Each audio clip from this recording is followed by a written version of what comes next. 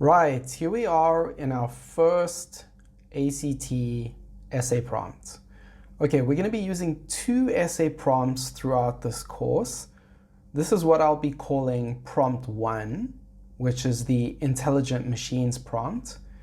And then we'll also be using this, which is prompt 2, which is about public health and individual freedom. All of our lectures will be based on these two prompts and applying them and seeing just how to use the template. Okay, so to start off with, I'm going to give you a bit of an overview of what to look at and what is important and what isn't important for the ACT essay. You know, of course, time is of the essence here. It's a very short essay. So you don't want to be reading stuff that you don't really need, and you want to just focus on exactly what is important. Okay, so the title, Intelligent Machines, that's very important. Okay, that's the first thing your eyes should move towards when you open it. That's going to give you an overview of the context you're going to be looking at the prompt in. Then you'll have a bit of a contextual information in this paragraph here. You can kind of skim read this. It might give you some ideas and things like that. It's not super crucial. I would read it, but read it relatively quickly. Don't dwell on it. The most important thing in this paragraph is the final sentence. Okay, pay close attention to that final sentence. I would say even underline it. Given the accelerating variety and prevalence of intelligent machines, it is worth examining the implications and meaning of their presence in our lives. Okay, just kind of keep that in mind. And then this is also very important. Read and carefully consider these perspectives. Each suggests a particular way, this is the crucial part, of thinking about the increasing presence of intelligent machines. So you can see both of these things are talking about the increasing presence of intelligent machines. Okay, that's what you're ultimately being asked to evaluate and give your perspective on. Is the increasing presence of intelligent machines a good thing, bad thing, neutral, etc.? Then you're going to be presented with various perspectives, perspective 1, 2, and 3. Now, these perspectives, there's no kind of rule in terms of if they'll all be neutral or all negative or all positive, but generally you have two in favor and one that is maybe not as in favor of whatever it is. So let's just read these perspectives. These ones you should pay pretty close attention to. What we lose with the replacement of people by machines is some part of our humanity. Even our mundane daily encounters no longer require from us basic courtesy, respect, and tolerance for other people. So I would probably make a note above perspective 1 like NEG, negative. Okay, this person is not in favor of the ubiquity of intelligent machines in our life. Perspective 2, machines are good at low skill, repetitive jobs and at high skill, extremely precise jobs. In both cases, they work better than humans. This efficiency leads to a more prosperous and definitely positive, right? POS, I'd write that there. And then finally, intelligent machines challenge our long-standing ideas about what humans are or can be. This is good because it pushes both humans and machines towards new unimagined possibilities, obviously positive. So we've got two positives and one negative. Bear that in mind as we move forward. Then you have this essay task at the bottom. Never read this box again. Never read it again. It's always exactly the same. You can read it now if you want. There's no reason to ever read it again. It's always identical. So you can just ignore that. So once again, the important things here is the title, the last sentence of the first paragraph, the italicized information, and then the perspectives, 1, 2, and 3. Okay, that is what you're going to focus on as you're reading the prompt. This should take you, I don't know, 45 seconds, no longer than a minute to kind of skim through it, because as I said, you're going to need that time when you go on to actually writing.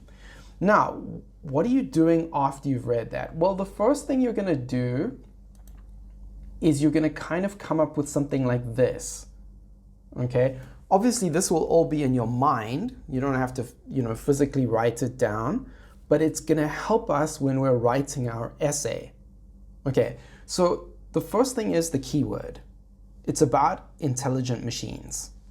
Okay, and basically what is this prompt asking us? I always want you to simplify the prompt. Make it easy for you to understand. And essentially it's saying, are more intelligent machines a good thing? Essentially, that's what it's asking. Good thing, bad thing, okay? Then I want you to polarize this in your mind, right? Basically, what would be the two extremes of the debate if you had to do that?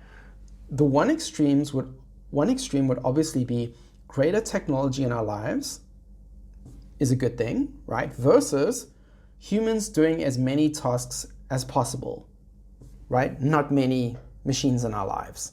Those would be the extent of the debate.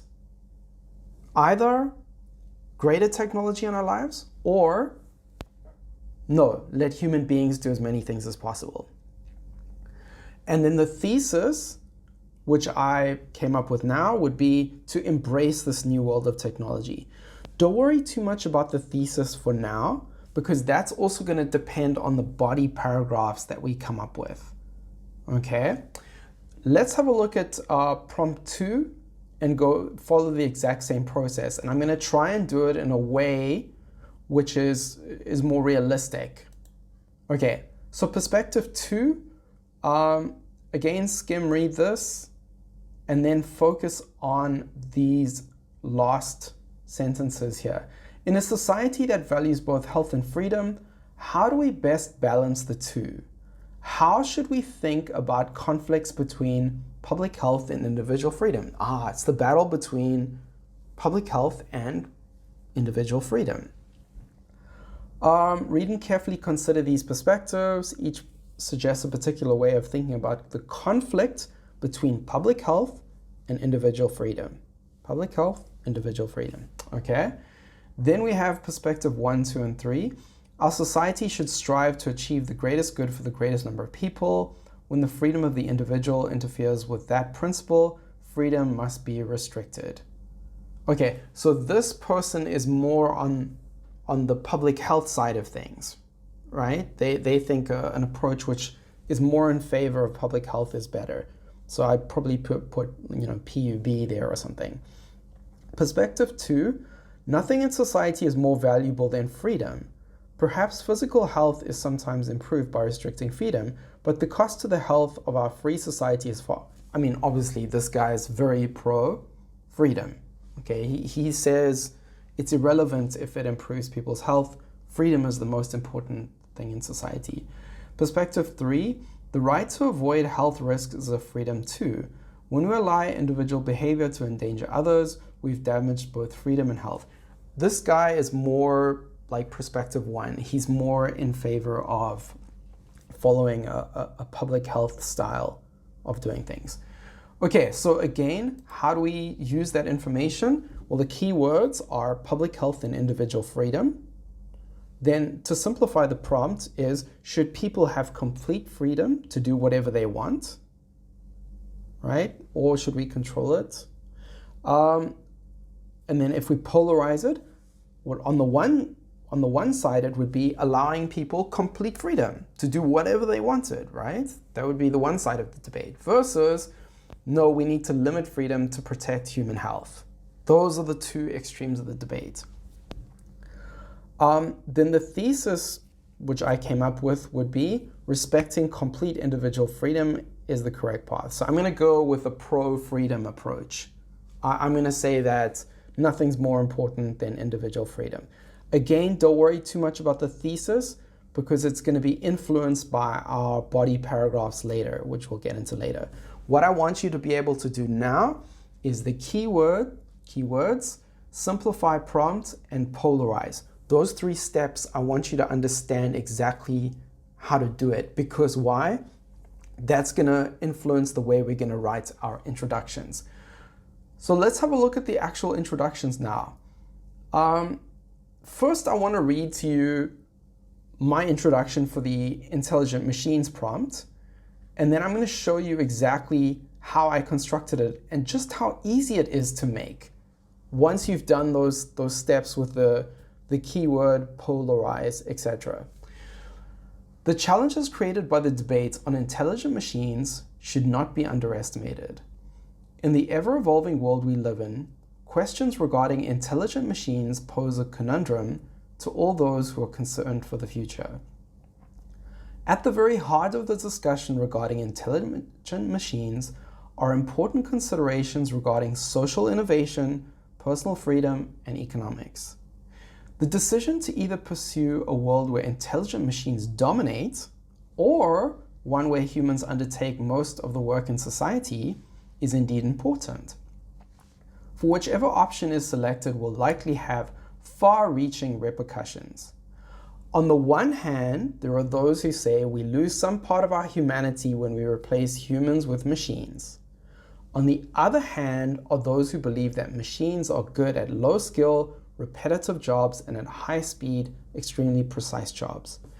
In the long run though, after a careful examination of the issue, it seems apparent that embracing this new world of technology is probably the optimal approach to this issue. Wow, nice introduction, Mr. Kirby. Okay, but I'm sure you're noticing here, there's yellows and bolded portions, and then there's stuff which is just straight up, white or normal. That is the template.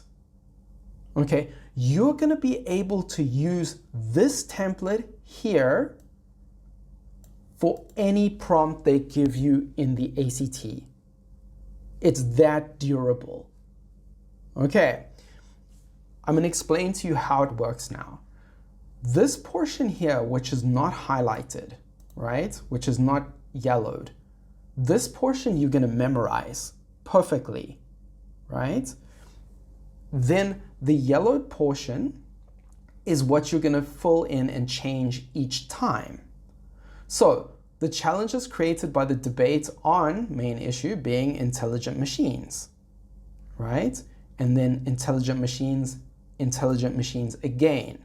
Now you might say to me, Mr. Kirby, that's really repetitive. Isn't that a bit of a hassle to read? Well, if you're feeling very ambitious, you can change that.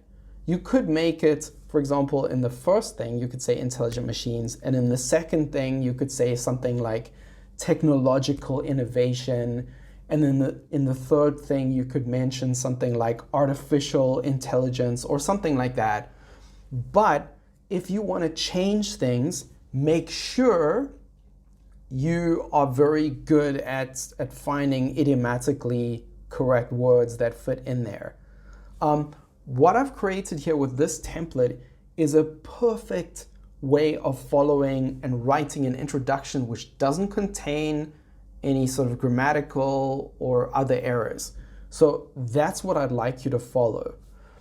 The next portion here, body paragraph 1, 2, and 3, which is social innovation, personal freedom, and economics, are the body paragraphs I'm going to teach you about in the coming lectures. So don't worry about that for now.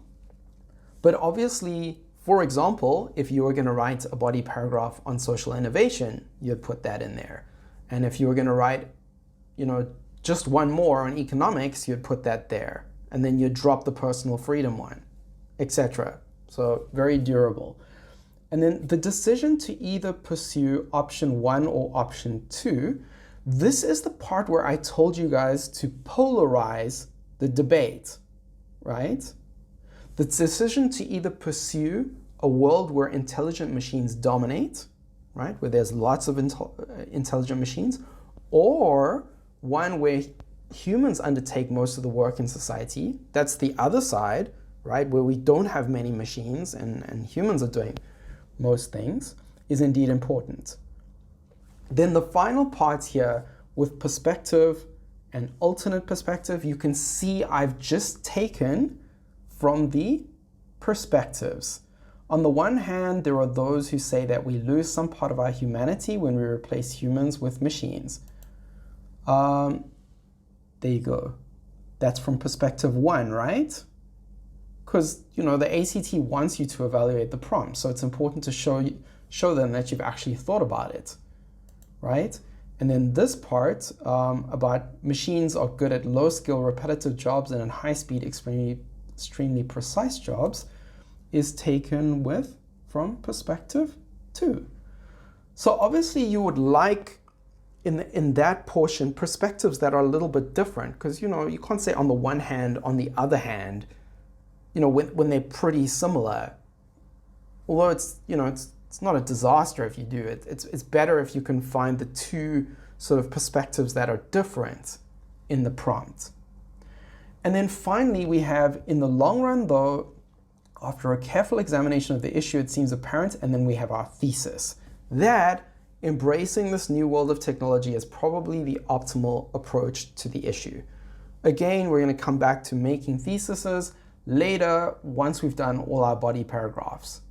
Okay, so that is our applying our template introduction to this prompt.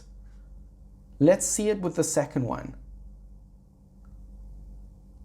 Exactly the same, right?